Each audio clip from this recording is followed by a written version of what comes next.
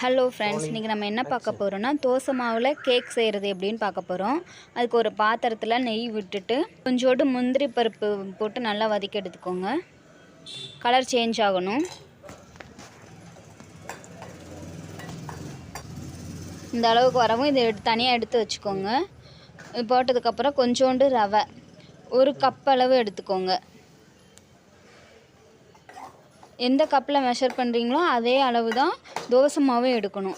இப்போ ரவையை நல்லா கலர் சேஞ்ச் ஆகிற வரைக்கும் நல்லா ரோஸ்ட் பண்ணி எடுத்தாச்சு. அப்புறம் அதே பவுலில் ரவை எவ்வளோ எடுத்தோமோ அதே அளவு நாட்டு சர்க்கரை எடுத்து கொஞ்சோண்டு தண்ணி சேர்த்து நல்லா கொதிக்க விடுங்க. அதுக்கப்புறம் அது கொதிச்சிட்ருக்கு. நம்ம அதுக்குள்ளேயே தோசை மாவு ரெடி பண்ணலாம். இந்த தோசை மாவு ரவை எடுத்தால் அதே அளவில் தோசை மாவு 2 கப் எடுக்கணும். தோசைக்கு மாவு 2 கப்பு, ரவை 1/2 கப்பு, நாட்டு சக்கரை 1/2 கப்பு. இதான் மெஷர்மெண்ட்டு. எல்லாத்தையும் மிக்ஸ் பண்ணணும். அப்புறம் நமக்கு நாட்டு சர்க்கரையும் இந்த மணி சல்லடை வச்சு வடிகட்டி எடுத்துக்கோங்க.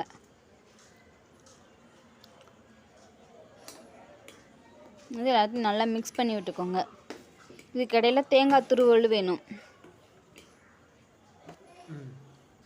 அதுக்கப்புறம் முந்திரி பருப்பையும் போட்டுக்கோங்க. போட்டு நல்லா அந்த மாதிரி மிக்ஸ் பண்ணிக்கோங்க. அப்புறம் ஒரு தேங்காய் எடுத்து அதை மிக்சியில் போட்டு நல்லா அரைச்சிக்கோங்க. இல்லைன்னா துருவி கூட வச்சுக்கோங்க. நான் மிக்சியில் அரைச்சிக்கிட்டேன். அதையும் இதோடு சேர்த்து நல்லா மிக்ஸ் பண்ணி எடுத்துக்கோங்க. இப்போ ஒரு பாத்திரத்தில் எந்த பாத்திரத்தை குக் பண்ண போகிறீங்களோ அது நல்லா நெய் அப்ளை பண்ணிக்கோங்க. இல்லை பட்டர் ஷீட்டு கூட போட்டுக்கலாம். நான் என்கிட்ட நெய் இருக்கிறதுனால நெய் நான் அப்ளை பண்ணியிருக்கேன். அப்புறம் இந்த கப்பில் நம்ம மிக்ஸ் பண்ணி இந்த மாவை வச்சு இப்போ இட்லி பாத்திரத்தில் தண்ணி ஊற்றி இந்த ஸ்டாண்ட் இருந்தால் வச்சுக்கலாம். என்கிட்ட ஸ்டாண்ட் இல்லை, அதனால் நான் சும்மா அப்படியே வச்சுக்கிட்டேன். வச்சு அதுக்கு ஒரு மூடி போட்டு இட்லி பாத்திரத்துக்கு ஒரு மூடி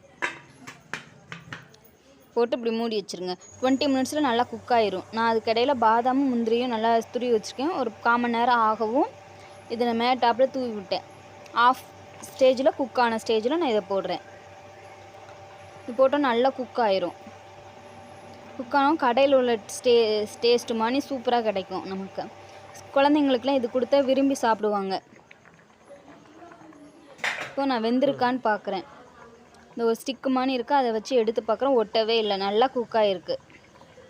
இந்த ஸ்டேஜ் கரெக்டான ஸ்டேஜ். இந்த ஸ்டேஜில் நம்ம எடுத்துக்கலாம்.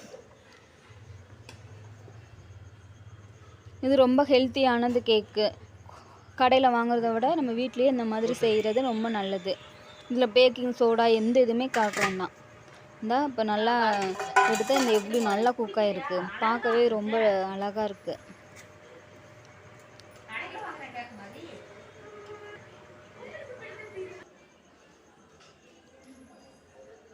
சூப்பராக வந்திருக்கு. ரொம்ப டேஸ்ட்டாகவும் இருந்தது.